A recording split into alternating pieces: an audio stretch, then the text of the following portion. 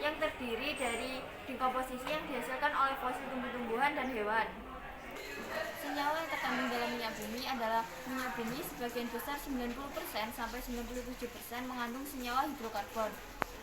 Dari senyawa hidrokarbon yang paling banyak adalah 1. Senyawa alkana, 2. Senyawa sikloalkana, 3. Senyawa aromatik. Senyawa-senyawa kecil karbon yang mengandung belerang, nitrogen maupun oksigen. Kali ini saya akan menjelaskan proses pembentukan minyak bumi. Nah, proses pembentukan minyak bumi adalah minyak bumi terbentuk dari jasad rendik yang berasal dari hewan atau tumbuhan yang telah mati. Jasad rendik tersebut terbawa air sungai bersama lumpur dan mengendap di dasar laut. Akibat pengaruh suhu dan tekanan tinggi jutaan tahun, fosil hewan dan tumbuhan berubah menjadi bintik-bintik dan gelembung minyak atau gas. Adapun proses pengolahan minyak bumi adalah yang pertama, pengeboran atau penambangan, yang lalu menghasilkan minyak mentah atau yang biasanya disebut crude oil.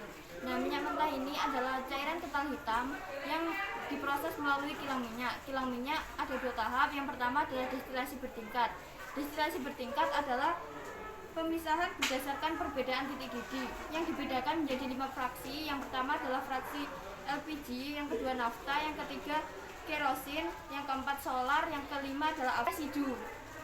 Tahap kedua proses pengolahan minyak bumi, yaitu proses larutan hasil penyelingan atau destilasi, dibagi menjadi 4. Yang pertama, perengkahan atau cracking, perubahan struktur kimia. Yang kedua, ekstraksi, pembersihan produk dengan larutan.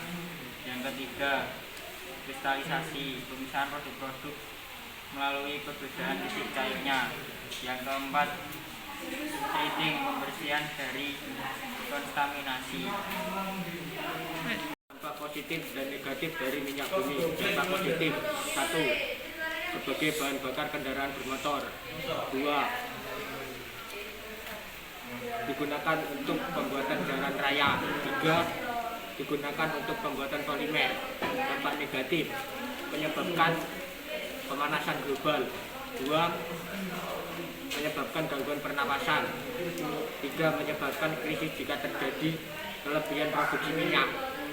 Manfaat minyak bumi: 1. Sebagai bahan bakar. 2. Sebagai sumber gas cair. 3. Sebagai industri kimia. 4. Sumber produksi polimer. 5. Sumber bahan pengolahan santan. 7. Sumber pengolahan pupuk.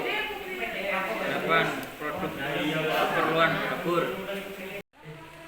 Fraksi-fraksi minyak bumi adalah sebagai berikut. Gas memiliki jumlah atom C1 hingga C4 dan memiliki titik didih kurang dari 20 derajat Celcius. Gas dimanfaatkan untuk bahan bakar kompor gas. Petroleum ether memiliki jumlah atom C5 sampai C7 dan titik didih 30 sampai 90 derajat Celcius. Manfaat petroleum ether: pelarut dan cairan pembersih. Bensin atau gasolin memiliki jumlah atom C5 sampai C10 dan memiliki titik didih 40 sampai 180 derajat Celcius. Manfaat bensin: bahan bakar kendaraan bermotor. Nafta mempunyai jumlah atom C6 sampai C10 dengan titik didih 70 sampai 180 dan mempunyai manfaat bahan baku sintetis senyawa organik. Minyak tanah atau kerosin memiliki jumlah atom C11 sampai C14 dengan titik didih 180 sampai 250 dan manfaat dari kerosin adalah bahan bakar jet dan bahan bakar kompor parafin. Aftur memiliki jumlah atom C11 sampai C14 dan memiliki titik didih 180 hingga 250 derajat Celcius. Aftur dimanfaatkan untuk bahan bakar pesawat terbang. Solar memiliki jumlah atom C15 sampai C17 dan memiliki titik didih 250 hingga 300 derajat Celcius. Solar dimanfaatkan untuk bahan bakar kendaraan bermotor bermesin diesel. Pelumas memiliki 18-22 atom C dan mempunyai titik didih 350 ke atas. Manfaatnya adalah sebagai pelumas. Parafin memiliki 20-30 atom C dan mempunyai titik didih 350 ke atas. Manfaatnya adalah sebagai lilin, sebagai korek api, dan sebagai semir sepatu. Aspal. Aspal memiliki jumlah atom C40+ dan memiliki titik didih lebih dari 350 derajat Celcius. Aspal digunakan untuk material pembuatan jalan raya.